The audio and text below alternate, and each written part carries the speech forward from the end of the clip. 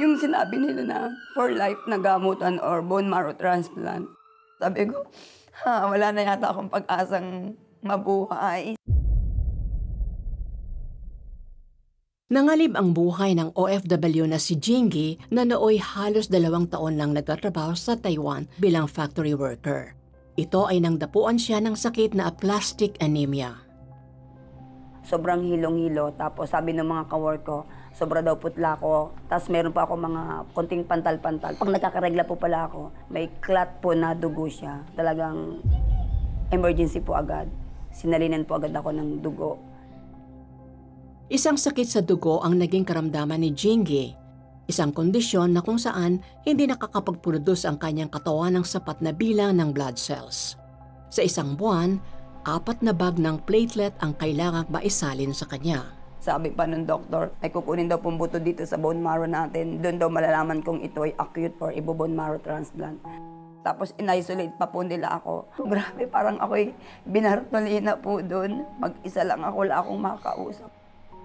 Dahil malayo sa pamilya, mag-isa siyang nakibaka sa sakit.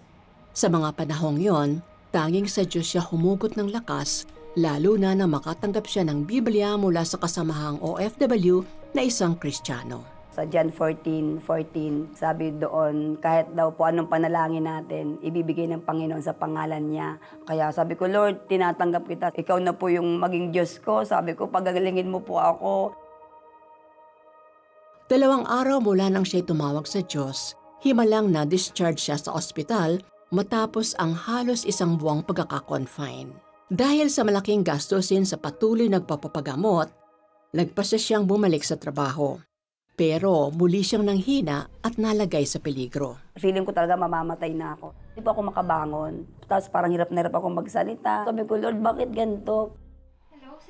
Kinalinga siya ng mga kasamahan hanggang isa sa kanila ang tumawag sa CBN Asia Prayer Center upang humingi ng panalangin para kay Jingy.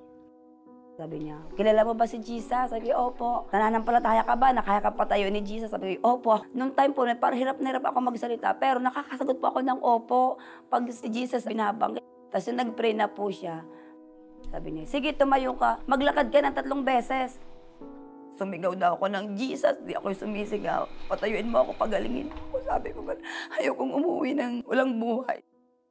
Napakabuti po ng Panginoon. Talagang pinalakad niya po ako. Instantly na-receive ko po yung healing. Nagpasalamat po ako. Tapos nag-pray po ulit.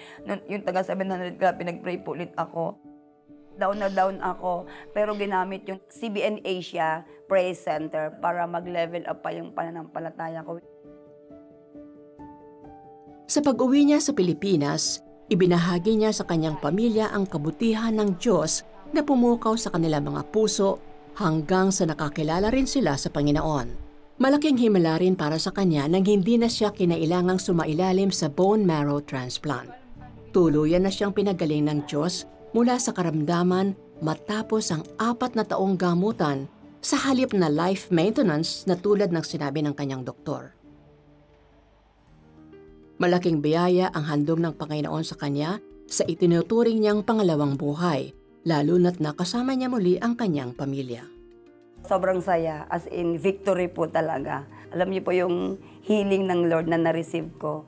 Kaya sa Diyos po ang papuri. Nagpapasalamat po ako doon sa CBN Asia Prayer Center. Yung anointing po patuloy na dumaloy po sa inyo na lahat po na ipagpe-pray niyo ay naandun po talaga yung miracle healing na matanggap po ng mga tao at marami pa pong tao na makakilala sa pamamagitan po ninyo.